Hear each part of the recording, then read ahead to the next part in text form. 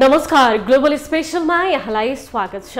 दर्शकवृन्द, global special खोजमूलक समाचार सामग्रीहरूको special package हो। हामी जनसरोकारका हरेक विषयको गहिरो अध्ययन गर्दै सत्य तथ्यलाई उजागर गर्ने प्रयास गर्दछौँ। सत्य तथ्य र निष्पक्ष समाचारको प्याकेज दिने हाम्रो प्रयास निरन्तर जारी छ। दर्शकवृन्द, रसिया युक्रेन बीच चलिरहेको युद्धले विश्व ऊर्जा बजारलाई यति बेला गम्भीर धक्का लागिसकेको छ। त्यसले गर्दा विश्वभरि तेल र ग्यासको मूल्यमा भारी मात्रामा वृद्धि भएको छ। यो युद्धका कारण विश्व अर्थतन्त्र नै ठूलो सङ्कटमा फस्न पुगेको अवस्थामा अबको दिनमा विश्वले चर्को खाद्य सङ्कटको सामना गर्नुपर्ने विभिन्न अध्ययनहरूले बताएको छ। कोरोनाको महामारीले शिथिल विश्व अर्थतन्त्रले गति लिन नपाउँदै सुरु भएको अहिलेको युद्धले विश्व बजारलाई नै उथुलपुथुल ल्याइदिएको छ।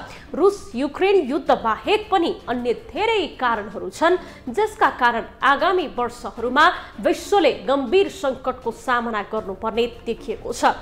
रसिया युक्रेन युद्धका कारण विश्वभरको गहुँ, मकै र जौको एउटा ठूलो भाग रुस र युक्रेनमा फसेको बताइएको छ। त्यो भन्दा पनि महत्त्वपूर्ण, विश्वभर आपूर्ति गरिनुपर्ने मलको ठूलो हिस्सा रुस र बेलारुसमा अड्किएको छ। फलस्वरूप विश्वमा खाद्यान्न र मलको मूल्य बढिरहेको छ। गत महिना युक्रेन आक्रमणपछि गहुँको मूल्य 21%, जौको 33% र केही थरी मलको मूल्य 40% सम्म बढेको छ। आज हामी यिनै पेरिफेरीका विषयवस्तुलाई नै प्रस्तुत गर्नेछौँ। दर्शकवृन्द, भारतले सम्भावित खाद्य सङ्कटलाई रोक्नका लागि भन्दै गहुँ चिनी निर्यातमा रोक लगाएको छ। नेपालमा उत्पादित गहुँले करिब 2 महिना मात्रै पुग्छ भने चिनीले 8 महिना पुग्दछ। बाँकी विभिन्न देशबाट आयात गर्ने गरिन्छ। खाद्यान्न, इन्धन लगायत नेपालमा सबैभन्दा धेरै भारतबाट आयात हुने गरेको छ। खाद्यान्न निर्यातमा रोक लगाएको भारतले फलामजन्य कच्चा पदार्थहरूको निकासी शुल्क समेत 0बाट 15% पुर्याएको छ। त्यसको प्रत्यक्ष असर नेपाली उद्योगमा पर्ने देखिन्छ।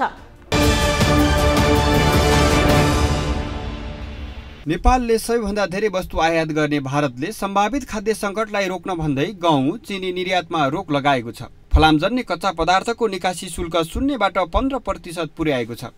त्यसको प्रत्यक्ष असर नेपाली उद्योगमा पर्ने देखिन्छ।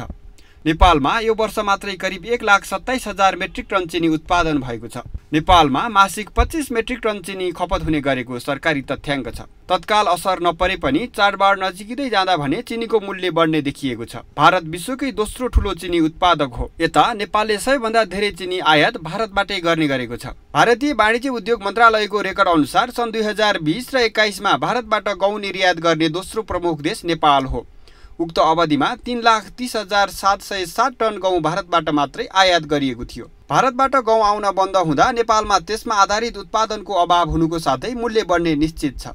तर सरकारले भने बजेट मार्फत कृषि क्षेत्रका धेरै सुधारका विषय उठाएको र आगामी 1 वर्षमा नेपाल आत्मनिर्भर हुने दाबी गरेको छ। र यसपालिको बजेटमा साथीहरूले बहुत राम्रो कुरा उठाउनु भएको छ।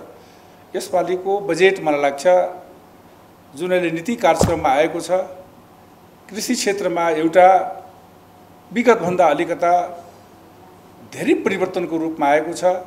त्यसमा धेरै सुधारको प्रक्रियाहरू लेखिएको छ।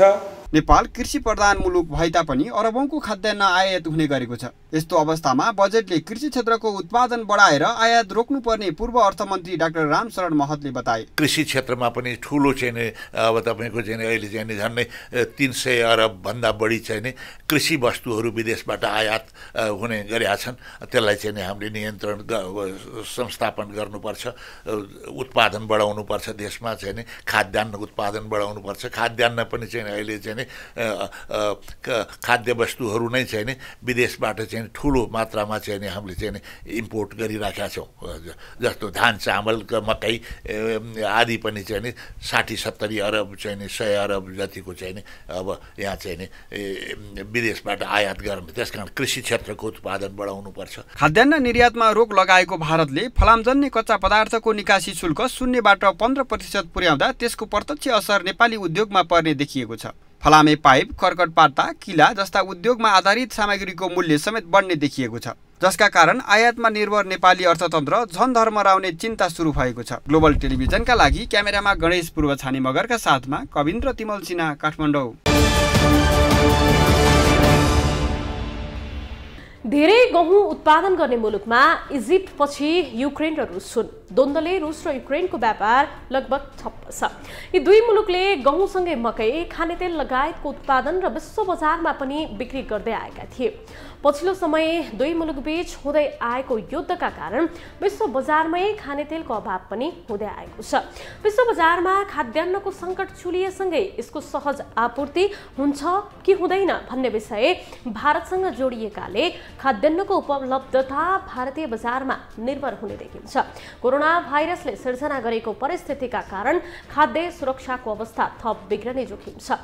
विश्व खाद्य कार्यक्रमले कोरोना भाइरस सिर्जित परिस्थितिका कारण नेपालको खाद्य सुरक्षामा थप गम्भीरता निम्तने सक्ने भन्दै सचेत गराइसकेको छ।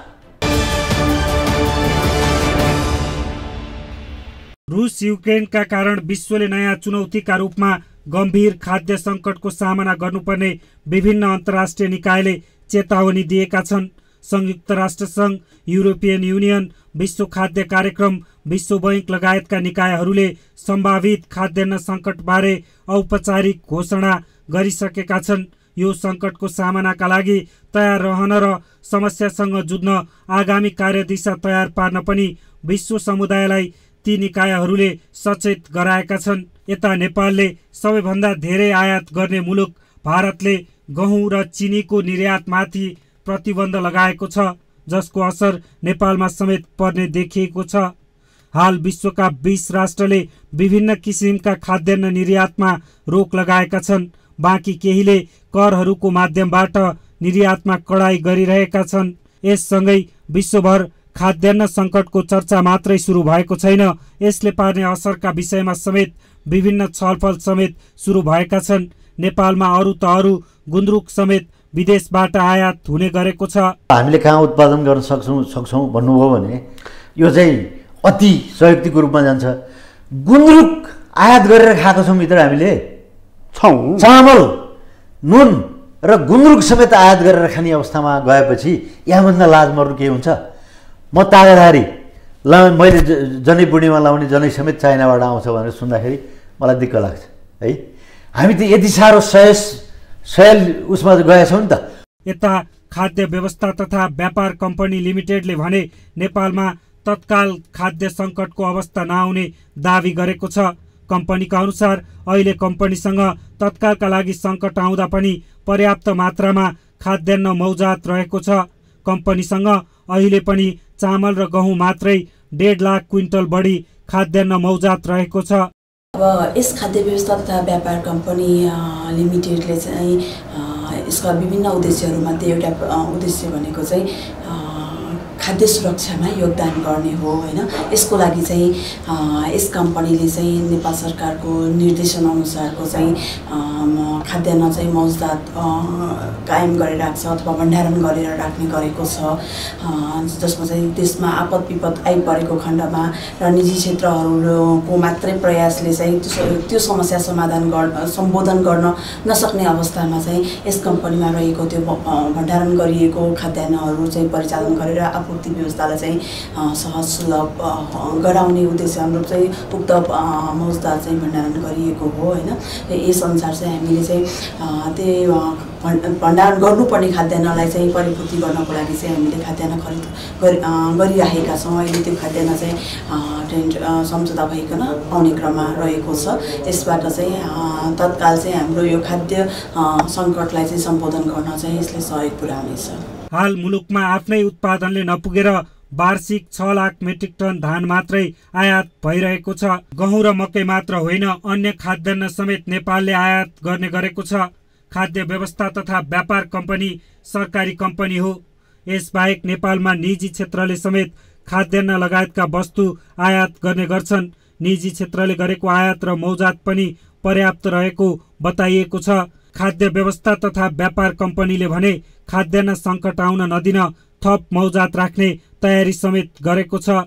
यो अब जुन अहिले विश्वव्यापी रूपमा खाद्य सङ्कटको चाहिँ सङ्केतहरू चाहिँ हामीले पाइरहेको अवस्थामा चाहिँ हामी कृषि प्रधान देश भएको सन्दर्भमा चाहिँ हाम्रो सबभन्दा प्रमुख दायित्व अथवा हाम्रो प्रमुख फोकस भनेको चाहिँ कृषि उत्पादनलाई चाहिँ अभिवृद्धि गर्नु नै हो होइन। अब नेपाल भनेको चाहिँ एउटा भौगोलिक विविधता भएको देश भएको हुनाले चाहिँ यसले चाहिँ एकदमै खाद्य वस्तुको भेराइटीहरू पनि यसले चाहिँ इन्स्योर गरेको हुन्छ होइन। ती खाद्य वस्तुहरूको चाहिँ पहिचान गरेर तिनीहरूलाई चाहिँ प्रमोट गर्यो भने यो खाद्य सङ्कट चाहिँ हामीले हाम्रो आफ्नै देशबाट पनि टार्न सक्छौँ जस्तो लाग्छ। विश्व खाद्य कार्यक्रमले विश्वका 4 करोड 90 लाख मानिसहरूले भोकमरीको सामना गर्नुपर्ने अवस्था रहेको प्रक्षेपण गरेको छ। अफ्रिकाको साहेल क्षेत्रमा मात्रै कोभिडका कारण सिर्जना भएको भोकमरीको तुलनामा 10 गुणा बढी मानिसहरू भोकमरीको शिकार हुने अनुमान गरिएको छ। युक्रेन र रसियाको युद्धका कारण अहिले विश्वभर गहुँ, मकै, जौ र सूर्यमुखी तेल लगायत खाद्यान्नको आपूर्ति श्रृङ्खलामा प्रभाव परेको हो। यी दुई मुलुकले मात्रै विश्वभर हुने गहुँको निर्यातको 30% हिस्सा ओगट्छन्। ग्लोबल टेलिभिजनका लागि क्यामेरामा विजय ठकुराटीका साथमा अभिषेक सापकोटा, काठमाडौँ।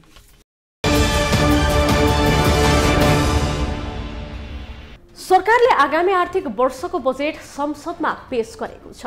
कृषि क्षेत्रलाई प्राथमिकता दिएर सरकारले पेश गरेको बजेटको लक्ष्य आयात प्रतिस्थापन गर्ने सरकारी दाबी छ। कृषि मन्त्रालयका लागि मात्रै 55 अर्ब 97 करोड रुपैयाँ बजेट विनियोजन भएको छ। नेपालले सबैभन्दा धेरै वस्तु आयात गर्ने भारतले सम्भावित खाद्य सङ्कटलाई रोक्नका लागि भन्दै गहुँ, चिनी निर्यातमा रोक लगाएको छ। यता नेपालको अर्थतन्त्र थर्मराउँदो अवस्थामा छ। निर्यात कम हुँदा र आयात बढ्दा नेपालको अर्थतन्त्र झन कमजोर हुँदै गएको छ। नेपालको सार्वजनिक ऋण 18 खर्ब 48 अर्ब पुगेको छ। नेपाललाई कम्तीमा पनि अब खाद्यान्नमा आत्मनिर्भर बनाउन सकिन्छ, बनाउनुपर्छ। यसका लागि राष्ट्रिय सङ्कल्पको खाँचो देखिन्छ। क्युबाको उदाहरणबाट मूलतः एकै प्रकारको बाली लगाउँदा त्यसले माटोको स्वास्थ्यमा पर्ने असर र विविध प्रकारको बाली लगाउँदा हुने फाइदाबारे बुझाएर आत्मनिर्भर हुन जरुरी छ, नत्र नेपालमा खाद्य सङ्कटले प्रताडित गर्ने निश्चित छ। हस्त आजलाई ग्लोबल स्पेशल यति नै। भोलि अर्को विषयको सामग्री लिएर हामी आउने रहेछौँ। तबसम्मका लागि तपाईँ ग्लोबल टेलिभिजन सँगै रहनुहोला। नमस्ते।